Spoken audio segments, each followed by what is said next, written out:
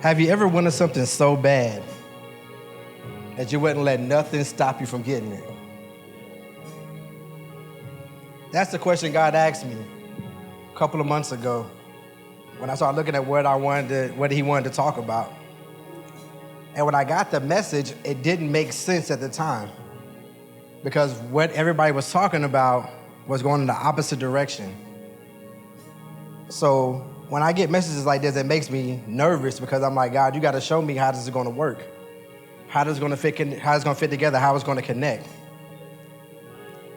And then last week, Lady Collins got up and she talked about it's time for our exodus. Because the message I got was how to walk out of your exodus. And the title he gave me was Talk is Cheap, but now you have to walk it out. So if you go in your Bibles with me to Matthew chapter 9, verses 27 through 29. And I can show you all week how God's just been reaffirming this word over and over. And even until this morning, right before I got up here, he reaffirmed the word again.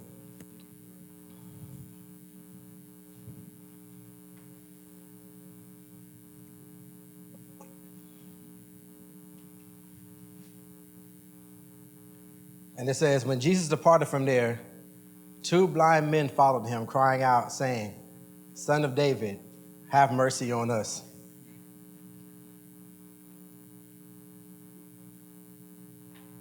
Next verse. And when they came into the house, the blind men came to him.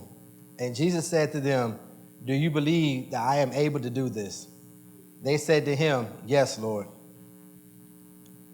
He touched their eyes, saying, According to your faith, let it be unto you. You may have your seats. So it goes back to that question again. Have you ever wanted something that you wouldn't let nothing stop you from getting? How can 2 blind men follow the voice of God? When I know it wasn't just them and Jesus by themselves. There had to be a whole multitude of people. And you're walking, and you can follow a voice, even though you can't see, and you walk into the right exact location of where you need to be. When I was a kid, I remember walking through the hallways of school, or I'd be at home, and someone always kept calling my name. And you can hear it distinctly above everything else that was going on, and I would stop. And I'd turn around and look for the person, because I could recognize the voice, but I couldn't put a voice to a face. So I kept walking, and it kept happening. And there were times where I would go to sleep and I would fall asleep, or I'd be back in my room and I'd hear my name again. So I'd run back into the living room and I'd be like, Mom, you called me? She'd be like, No, I ain't called you. Go back in the room. So I go back into the room and I sit there for a little while and I hear it again. I run back in the living room again. I'm like, okay, somebody playing games. I'm like, did you call me? I run and I'm like, ma'am? She'd be like, ma'am, what? I'm like, didn't you just call me? She'd be like, no, I didn't call you. I'm like, all right, so maybe I'm going crazy. So I went back in the room and then after a while I started hearing it. I just didn't pay any attention anymore. And slowly by slowly, it started fading. And it got to a point to where I would get into different things, or I would start getting into trouble, and I would start hearing that voice again. And it started messing me up because it's like the voice kept telling me everything's going to be okay, but I'm looking at a situation where I just messed everything up. And I'm like, how is this going to be okay? And who are you? And why are you talking to me and I can't see you? And that started a series of dreams of God was showing me who I'm supposed to be. And when the enemy knows, he may not know exactly what your assignment is, but he knows if God is talking to you at that young of an age, he needs to find something to distract you, to get your mind off of everything in life that's going on, to make sure you don't accomplish what it is you're supposed to accomplish. Because if he's talking to you at that young of an age, you know your assignment, he knows your assignment is detrimental to him and to him getting what he needs to get. So I went back to again, like, have you ever messed up things so bad, then you try to get Jesus' attention any way that you could so he can fix the mess that you got into? And then, if you ever been there, how crazy did you really look? Then the next thing is, did it really matter? Was what you're chasing that bad that you didn't care how you looked to everybody else around you as long as you got what you needed from God? I look at a lot of things in my life that I've messed up really bad. And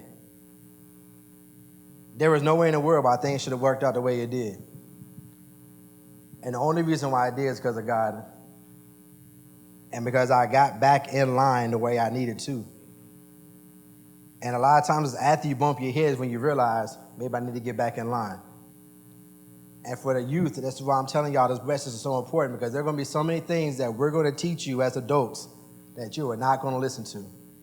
And no matter how many times we tell you, you're going to think you're smarter than us, you can outwit us, that it's not going to happen to you, you're going to be the exception to the rule. And the reason why I'm telling you this is because I was that kid. No matter what anybody told me, I was the exception to the rule. I can make it work.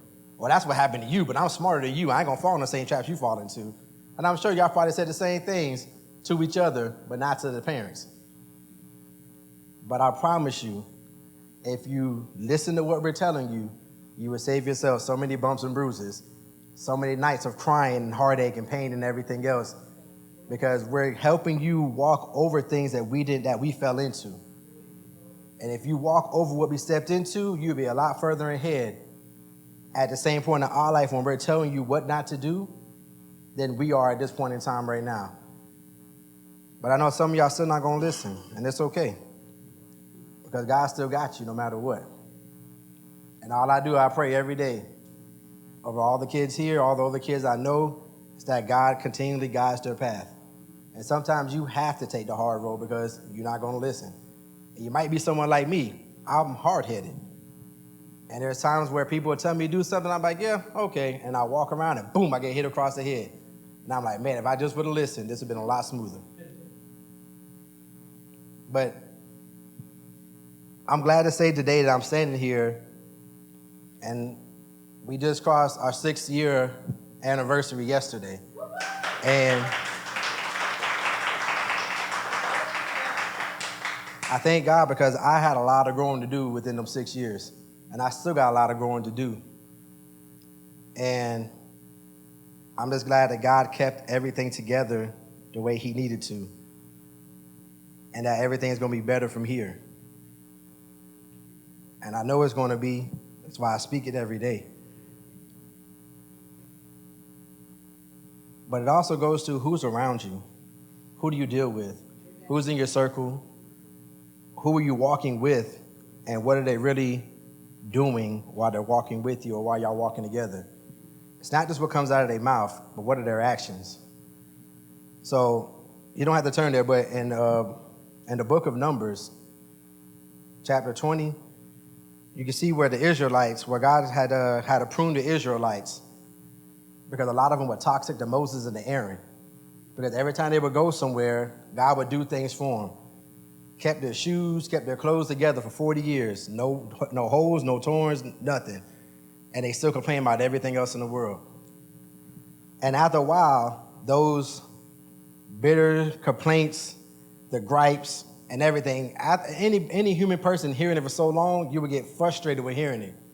And either you'll make you do one or two things. Either you're going to completely ignore that person, or you're going to turn around and give them a piece of your mind. So during this time, the mindset got so toxic, when they got to Kadesh and when they got to Miriam, a lot of the people died. A lot of the Israelites had died off. And during this time, the younger kids started complaining even more. And some of the older ones that hadn't died yet were complaining, why you got us out here and we're out here to die? And the last time I brought a message, I said how a 40-year trip could have only took 40 days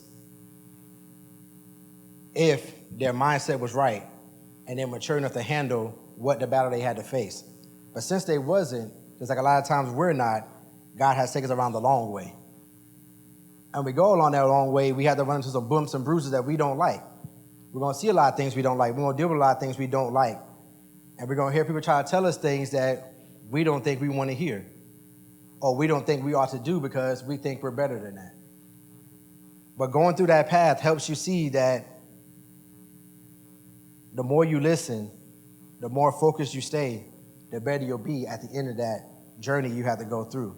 So when you get to your promised land, everything flows so much easier. And when the temptations come, when the tests come, you beat them down, hands down.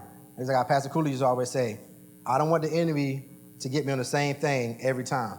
I want him to be able to get me on something new or come at me with something different every time he comes, because he can't get me with the last thing he tried. So this is where the Israelites were not. So every time Moses would go off, he would come back and he'll talk to him. He'll go off and talk to God about what's going on. And he'll come at the Israelites are either having false idols, these huge golden calves.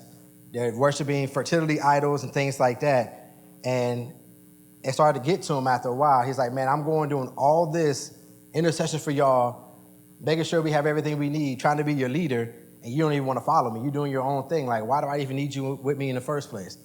So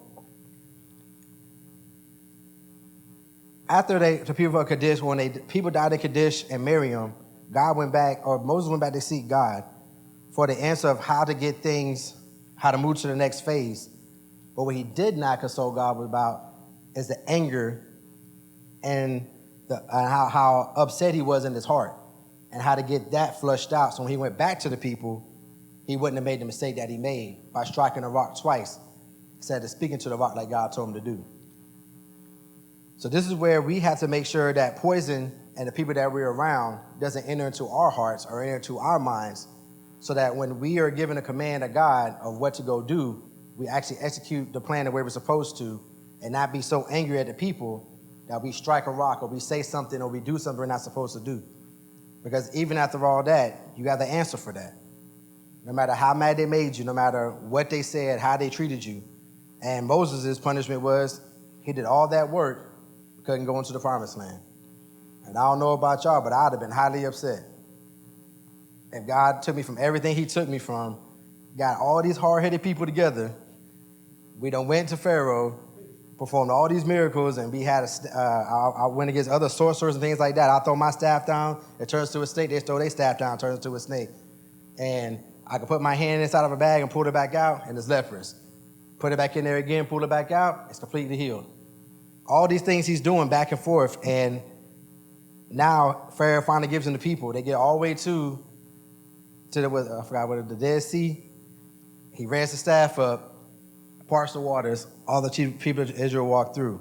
But before that, they're complaining and crying because they got Pharaoh behind them, the sea in front of them, and they don't know what to do.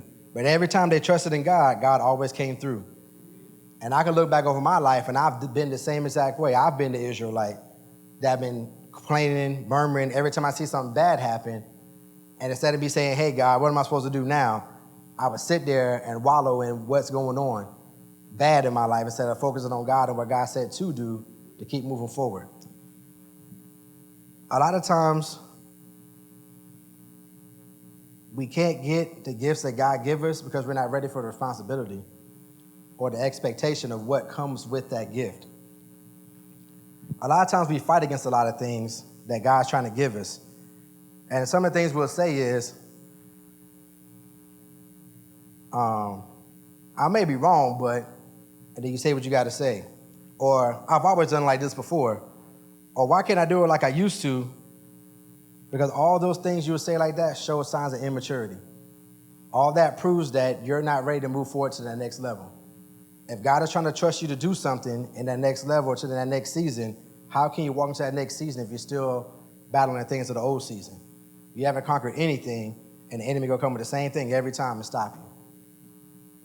And it's time for us to move past all that and move into the next season of what God's trying to have us to do. So after we do that, we have to be able to figure out how to get our mind focused, how to stay on the path that God puts us on, and how to make sure that everything that we're told to do, we do, no matter what we see, no matter who comes against us, no matter what's said to us, against us, that we keep doing what God says to do. It's amazing. Every time it's time for you to do what God calls you to do, everything in life seems to come at you. People start acting up. Things start falling apart. People start acting weird you thought was close to you and thought was supposed to be there for you. And all of that's testing, where is your mind? Where's your level of maturity? How do you keep moving forward? And it's not time for us to step back to make those golden calves or them idols, fertility gods, things like that, and try to worship those when you know that God is your ultimate supply and your ultimate source. So that's when it's time for us to take this time to focus on what God wants. First of all, to seek God for what he wants. Not just ask him and then walk away, but spend that time and give God some time where you're just sitting there and you're quiet. And allow God to speak back to you to tell you what it is you need to do. And not only just tell you, but get the plan of how you're supposed to do it. It's amazing, I can speak for myself, where God would give me a vision of something I'm supposed to go do, and I didn't take the time back then to ask God for the plan. I would see something God would show me, and whoop, I got it, I'm gone. And I think I got it in my mind how it's supposed to go, so that's how it's supposed to go. And then when it doesn't, now I'm upset with God, and God the whole time looking at me like, but if you just would have sat down and listened a little bit longer, I'd have told you what was going to happen.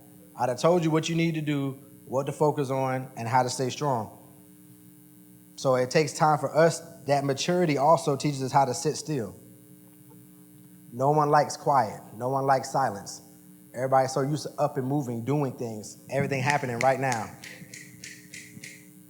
Just like we were talking the other day, and Mr. Hall talked about the 5G network, how everything's going to be real time. Right now, pretty much anybody can get on their phone and do whatever they want. You can find the answers to everything and anything. I was on Facebook one day, and we were laughing because we were talking about how back in the day, before they had the internet, everything you had to find was through encyclopedias. And you had this whole big bookshelf of nothing but encyclopedias. And you had to find what letter you were looking for, and then pull it out, open the book up, and find what you were looking for to do your research paper, whatever the case may be.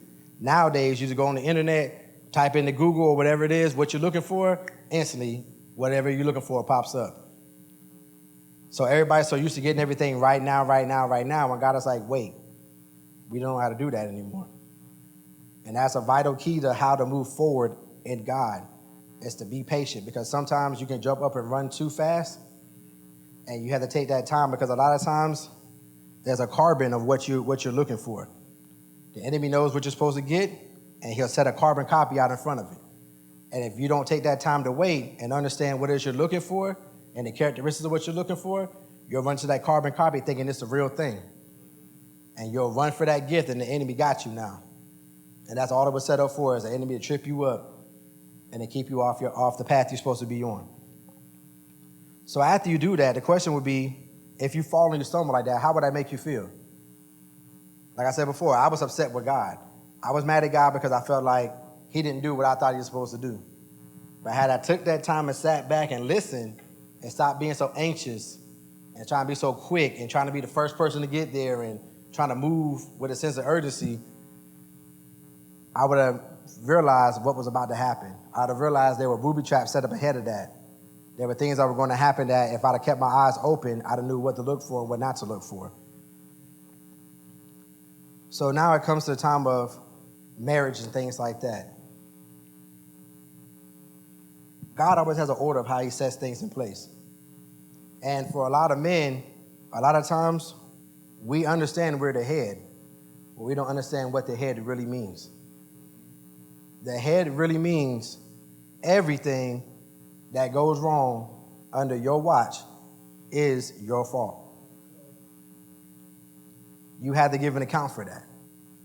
So there'll be times, and I used to always tell my wife all the time, like, I'm always getting woke up about something that I ain't even do. And she'll bust out laughing at me, and I'll be like, why is this so funny? She's like, he ain't waking me up. I'm still asleep. And I'm like, man, that must be nice.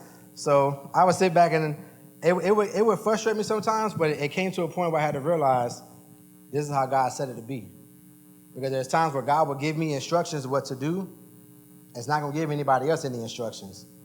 And the question is, do I follow the plan that God gave me? Whether it's for my kids, for me and my spouse, for us as a whole, or just something I have to do myself. I have to be able to understand that no matter what instructions I'm given, I have to stay connected to God. Because once I do a part of a task, the next part of the task comes up. And if I don't go back to God, I miss that next task. And if I miss that next task, I have to answer for why I missed that next task. So the order is really, really, really, really important. And it goes back to Moses. Every time the children of Israel did something, Moses had to answer for it. And I don't know about y'all, but if you have to constantly answer for a group of people that are hard-headed and like how God said they're rubberneck, you'll get tired of having to answer the questions all the time of why they doing this, why they doing this, why they doing this. It's like you sitting at work, you get a phone call about your kid acting up in class. And you're like, well, why are they acting like that? What did he do? And all you know is he got in trouble and you have to come talk to him or they're going to call you later on or whatever the case may be. Or you get that text message like, hey, your kids didn't turn in your homework. You mean the same homework he did sitting right here at the table with me and he just didn't want to turn it in? They're like, yeah, that homework assignment. I did everything I could do as a parent to make sure the homework assignment was done. I can't walk with you into the classroom to make you turn that assignment in, but I still got to answer for why you didn't do it. And that's how God deals with the husbands or the head of the families when it comes to anything that goes on. So for the kids, it's important for y'all to understand when your parents tell you to do something, listen. The last thing you want to do is put more heartache on your parents than you have to. Because if somebody has to constantly answer for what you have to do or what you've done or did not do, that gets frustrating at times. And there are times where you may see us get upset and we may say something to y'all that you may feel like it's such the wrong thing to say or the wrong thing to do. But I need you to sit back and consider y'all actions of what y'all do, don't do, and particularly what you say. Because a lot of kids are really quick at the mouth. And they forget who they're talking to many a times. And that by itself, because the rules in place now, we can't do like we used to do back in the day. Back in the day, you would have lost your lips or they've been swole together. You got backhanded so hard, you can tell what's going to happen a week from now when you came back. But there's certain things that God puts in place that lets you understand that everything you do now, you're planting a seed in your life. And my mom used to always say to me, and I used to always laugh and think it was so funny. She'd be like, for all the heartache and pain and pressure you put on me, you're going to get it back with every kid you had. And I'd be like, whatever, Mom, you tripping. And I'd be like, that ain't know what happened to me. My kid's going to be good. And I didn't realize the whole law of you reap what you sow. So everything y'all do now, and I tell my son this all the time, everything you do, you plant a seed. And here's the problem. You never know when that seed is going to reproduce. Because you can be doing all type of crazy things now, find out how to get your act together, start walking straight, and next thing you know, bow, your harvest is hitting you back in the face. And now you upset. Man, I'm doing everything I'm supposed to be doing. What's going on? You're like, all God's going to do is do like this. This is what you did back then. Now here it is in your face. What you going to do with it? So now is that time where you have to sit down and figure out who to follow. Them kids at school that you're with, are they really your friends? Do they really pay attention to what they're supposed to be doing?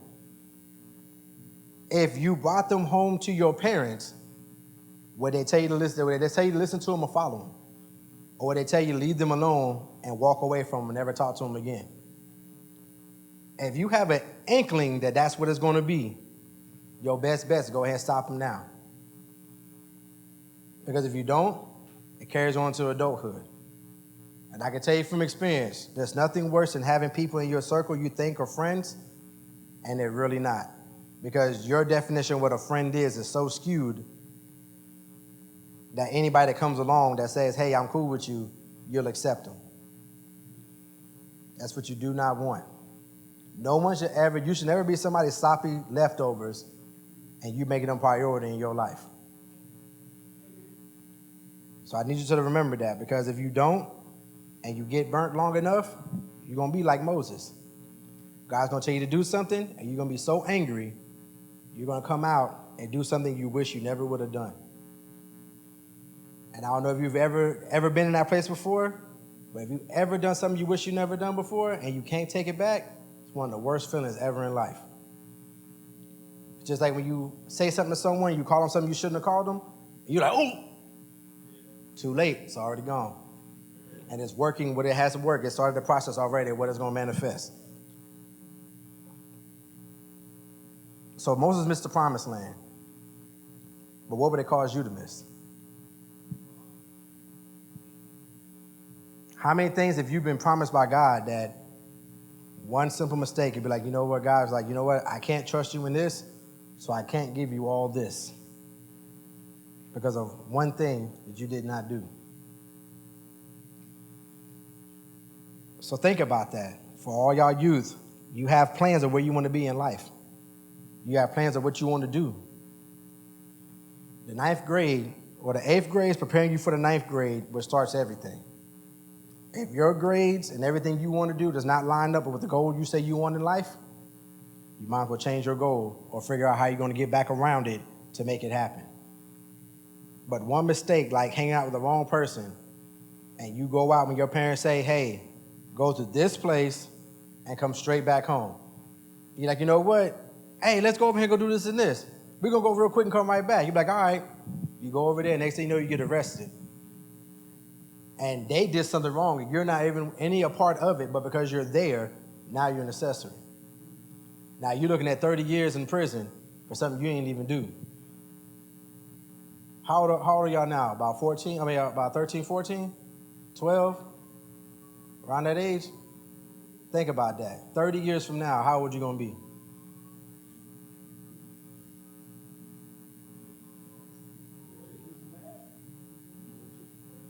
Come on, I'm asking you. Talk back.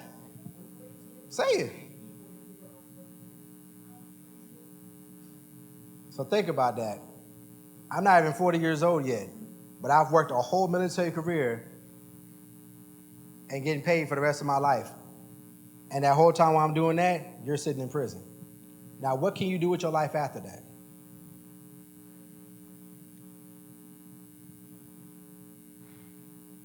Something to really think about. And we're not saying it to scare you. I'm saying this because I need you to understand the importance of people dying. My wife always say, people die, they ain't never died before. Which is a true statement. But here's the thing. There are so many people dying right now, it's ridiculous. And I was sitting there one day, and when they talked about Elder Farmer when he had died, they said he just had a birthday. So I sat back and I was like, okay, God, what in the world is going on? He said, look at how many people have been dying lately, and it's either been right before their birthday or right after their birthday. When I lost my mom in 2011, it was the next morning after her birthday. And I started looking at all the other people I know that's been dying lately, how close it was to their birthday. Every year, you should be learning something new. You should be having more responsibilities. You should be having more things that you should be doing that you were not doing last year to better yourself. Every year should be a new version of you. Your body may be growing older, but your spirit man should be getting stronger. So they're doing the exact opposite. So you have time to play, but your time is not, no one knows how much time they really have. And every time you lose time, the only way to get it back is to get back in line with what God says to do, because he's the only one that can redeem that time. So it's important to understand, yes, it's time to play. Yes, you are kids. You should have time to play. But there should also be times where you're serious and focusing on what you need to do. And for the ones that don't, that's why you have us, to refocus you and put you back in line. Anybody ever used binoculars before? You ever look at a far distance, you're looking up something close, and then you look out something far, far away? Can you see the same object? It's blurry, right? So you got to focus in. That's what the parents do. We listen to what God's telling us, and what God tells us to do, we go to you and we refocus you to get you on the path you need to be so that you can see out to where you need to be. Because everybody can see right here in front of their face and what they want and what looks good right now. But what happens after that moment is past? What good did that moment just do for you? If it did not set you up for the next moment and further out, it's a waste of time. So all them times you're playing in class, want to be the class clown, want to act out, don't want to do your homework. If your parents say read and you go in there, you sit there, the cat said meow. and yeah, I'm done. And you walk back in there, you sit for 30 minutes and make it look like you're reading. Then when they ask what you read, what you read about, you look at them and you try to come up with this whole immaculate story about what you read, just to try to fill that gap, to feel like you did something. Every time you try to cheat the system, it's going to cheat you back in ways you never knew. So it's important to make sure you follow. First of all, get the plan God has for you. And you're not too young to get it now. I promise you, you're not. Because there's things that y'all deal with now, we ain't have to touch at your age. And I know God's been speaking to y'all through dreams and through other things, other ways of who you are and things you're supposed to do. The reason why I know is because I've been prompted to start teaching what I know to my kids because they're ready. And if he's telling me to start teaching, that means the person I got to go talk to already knows what they need to do, whether they receive it or they don't want it. It's already there. It's open and it's ready for them to get it. So the biggest thing is following the plan that God has for you. But I'm about to give you a demonstration to show you what happens if you don't follow the instructions God has for you. You're walking on a path, and you're always going to get distractions. Whether it's people you love, people you don't like, people that you value in your life, mentors. You have to learn how to hear the voice of God before you follow anything that any person just tells you.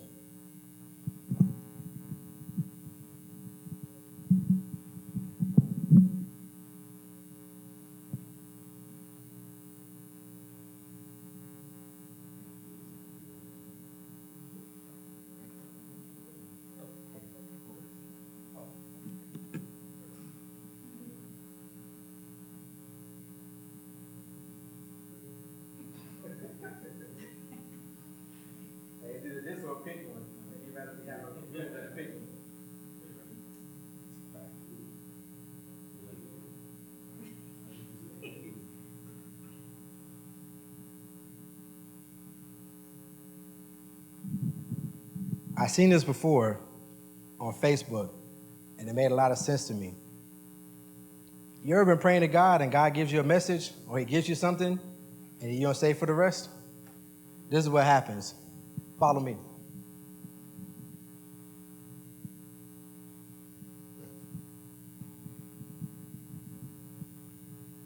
Hey, Steven. Steven, I got a budget for the wedding. Steven, I got a budget for the wedding. It's $10,000. Steven, you got that? Did you pick colors yet? Did y'all talk about a time? Steven, Steven, Steven! Steven, stop.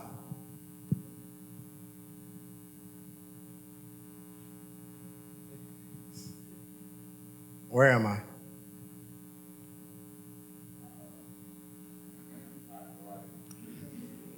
And that's how God does this. If you don't go back and find what it is he's trying to say, he'll let you walk, and you'll start walking blindly until you decide to say, hey, God, where are you? You have to seek God. It says, seek God first. Then you line up everything in your life to him. Then he adds everything back to you. But if you don't, you'll be sitting in the wrong direction, and I could be sitting right beside you the whole time and tell you to reach your hand out because I'm right there.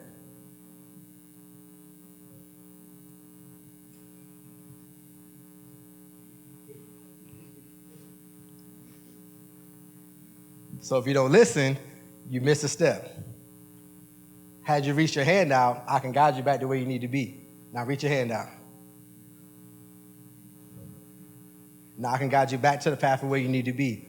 But at times, there are times where people may start speaking again that's important to you, and I'm trying to guide you along. Turn away. Turn to your right. Keep walking. Trying to go somewhere. Oh, Stephen. Steve. What? Steve. What? I don't know. Steve. What?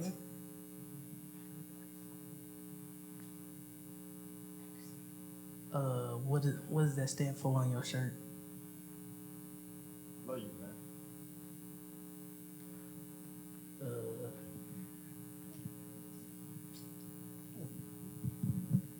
What's 2 times 2? Are you sure? Yes. No. And this is what the enemy will do to you. He'll start messing with your head, start putting things in your mind, making you doubt who you are. So there are things you automatically would know that if you pay attention and you allow the enemy to make you distracted, you'll forget who you are. You'll miss the marks that God has for you. And at the end of the day, stop right there. This will end up happening.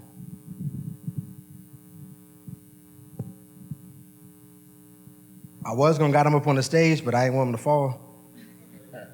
So, but this is kind of what happens in life. There are things that start happening. Thank you. There are things that start to happen in your life where you'll start walking around and you'll start doing things because you think you know what God wants you to do. But if you don't stay to hear what's going on, there are things in your life that as you start walking, you'll hear it. And instead of you focusing and keep walking straight, you'll turn to the thing that catches your attention. Like money, opportunities, problems. And a lot of times people always want to solve somebody else's problem because it makes them feel better about themselves. So if the enemy knows that, he's going to constantly keep throwing people in your way that has problems because it constantly distracts you off of going where you need to go. Then there's times where you may do something and you think you're doing it right, or you could be doing it right, but everybody around you tell you you're doing it wrong. Or you may say, this is who I am, and everybody saying, no, you're not. That's not who you are. You're this, this, and this. And they're sent to tell you that, to discourage you and tell you who you're not. So just like the example that Zay gave earlier when he asked what's 2 times 2, and they gave him 4, he's like, no, it's not. I bet you everybody in their head was like, yes, it is. And you started arguing back in your head. That's exactly what you do against the enemy. And all he needs is that bunch of time to distract you to either steal, kill, or destroy your gift or your promise of where you need to be. So if you make sure you maintain, first of all, you got to know what your distractors are. What ticks you off? What irritates you? Who are the people in your life that you know, if they come and they come talk to you or try to be your friend or try to do anything to you, you'll probably want to hit them in the face or it will set your whole day upside down. Expect them kind of people to come around, especially when you're on the path where you need to go. And then there's going to be times where things, as you're walking the path you're supposed to walk, are going to seem to fall apart. Or as you're walking, the whole ground below you or in front of you just falls apart.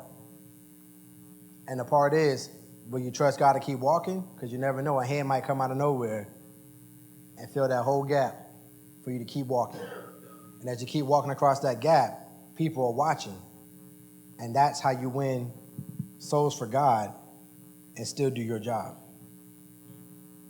And once you cross over that open spot, everything you're promised is right there. But if you let everything you see, people around you, what you hear, and the things that people either say to you, about you, or try to put you in, distract you, you'll never make it. One thing Bishop always says, if anything's going to stop you, anything will.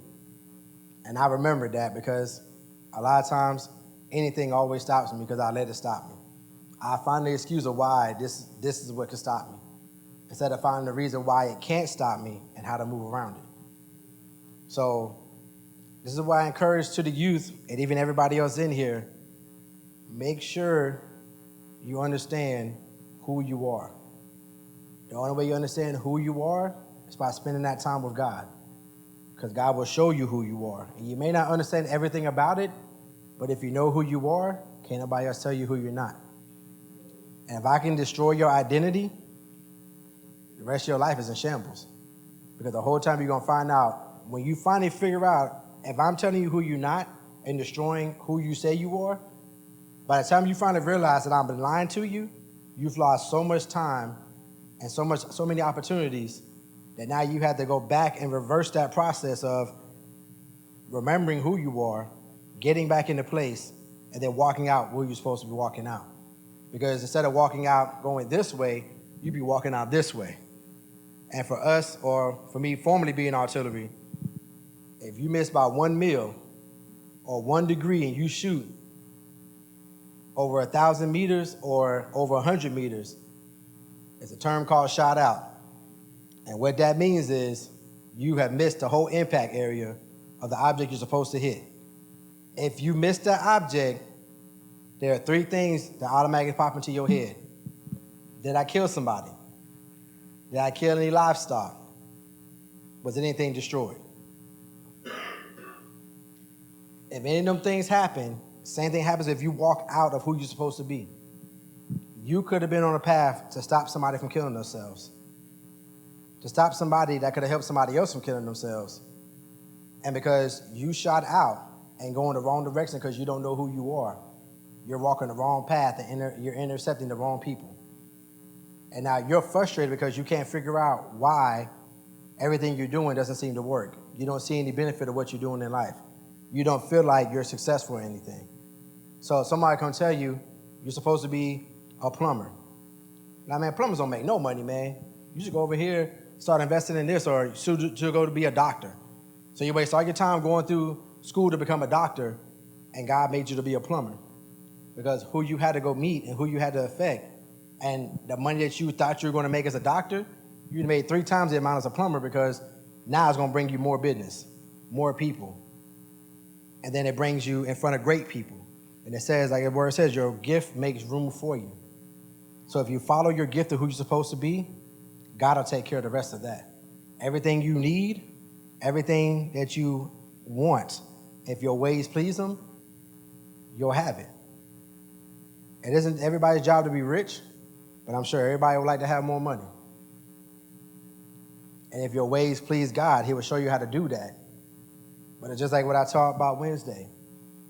I make it a point not to brag about it, but to show God how appreciative I am of everything that he gives me.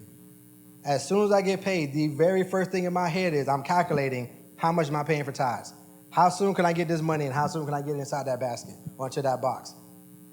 Not to try to raise anybody else in here, but it's between me and God. Because I know if I show him that I'm faithful over what he gives me over the little things, when the time comes and I start getting paid a lot more, there's no question of what happens to that money. There's no question of, will I pay my tithes? There's no question of God says, hey, give this money to this person, will I do it? There'll be no question in my mind whatsoever. The minute I hear his voice and I know it, I'm doing it. And I want him to trust me that much that no matter what happens, if he says, hey, John, go do this, he don't have to look twice. I don't want God to have to come double check on me. I want him to tell me, go do this, and he can walk away knowing it's done. Because if I feel like, if God has a constant double check on me, why is he using me?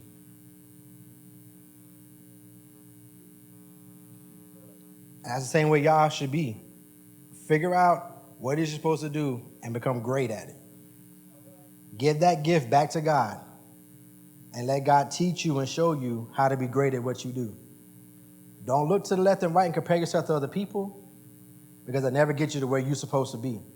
In order for you to walk out of your exodus is the same as everybody else's. So your exit of your exodus isn't the same as everybody else's. Their exodus may only be 4 days. This person's exodus may be 2 years. Your exodus may be 1 year. But if you focus on the 2-year exodus, you already missed your exit. And if you're somewhere like Germany on the Autobahn and you missed that exit, Lord have mercy, you don't know when the next time you can turn around, because the next exit may take you somewhere way off the path again. And it's not a turnaround point like we have here in the States. You can get off the next exit, turn around, go back down the ramp, and you can keep going the other way. No, you do that in Germany, you're going on a total different path. Ain't no telling how long it'll take you to get off that path to get back on your path. So if you follow the plan that God gives you, make sure you understand who you're supposed to be. And times where things are frustrating you, give that to God also, and not just trying to seek him for what to do next. Because the strife in your heart, the anger in your heart, the bitterness in your heart, if you don't get rid of it, it's going to cause you some destruction. It's not saying it's not going to happen. You're not going to get angry. You're not going to get upset. Bitterness won't try to take root, but you can't let it take the root. Because people are going to upset you. People are going to catch you off guard sometimes and say some things to you that be like, first thing in your mind is, I'm finna knock this dude out. Or he ain't gonna talk to me like that, or she ain't gonna talk to me like that. But it takes sometimes you have to do that second look and make sure that everything you're doing lines back up. And even if you make that mistake, it's no problem to go back to get it right. Because God does allow us grace. Now, if you're normally that person that does it the right way and you make that one mistake, this is me personally. I'm not saying this is what God said.